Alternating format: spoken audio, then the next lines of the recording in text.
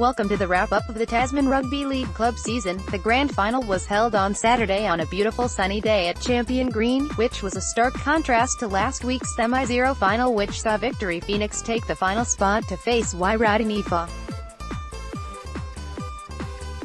Wairau Taniwha had already wrapped up the minor premiership trophy by finishing the round-robin competition top of the table, and they were hoping that they could make it a double by winning the grand final. Both teams arrived at the ground excited and nervous. This was the game that mattered, the one that would decide who the 2018 champion would be.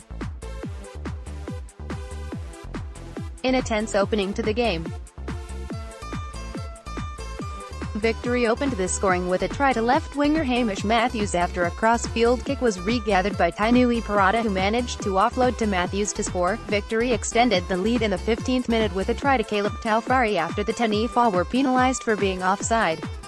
From the ensuing set of 6, Taufari scored out wide on the left edge. Victory continued to maintain pressure on the Taniwha. Their dominance was further rewarded with a try to Taniwha, who scored out wide after an error from the Taniwha gave Victory a fresh set of 6. The Victory goal kickers were having an unhappy day with the boot failing to add any of the conversions, thus making the score 12-0. Taniwha managed to make headway against the strong Victory defense. Their efforts were rewarded in the 31st minute when Phil Roberts went looking for work, scoring close to the ruck. Simon Duncan converted to make the score 12-6, which was the halftime score. Early in the second half both teams were hit by injury, with Victory loose forward Isaiah Edmonds and Taniwha interchange player Tane Turnbull leaving the field, meaning that both teams were working off a 3-man bench. On the 46th minute Johnny Delore made a break and, although tackled, Victory took advantage of the disorganized Taniwha defense with Nate Boyd scoring. Jeff McDonald added the conversion to reinstate the 12-point lead. The lead was extended to 16 points when Jeff McDonald crashed over from dummy half. The Taniwha worked hard to regain control, trying to chase the game, throwing passes that they wouldn't have normally passed and taking risks. Unfortunately, this led to the Victory's 6th try when their fullback Fabian Noonan scored a 20-meter try when he beat 4 defenders.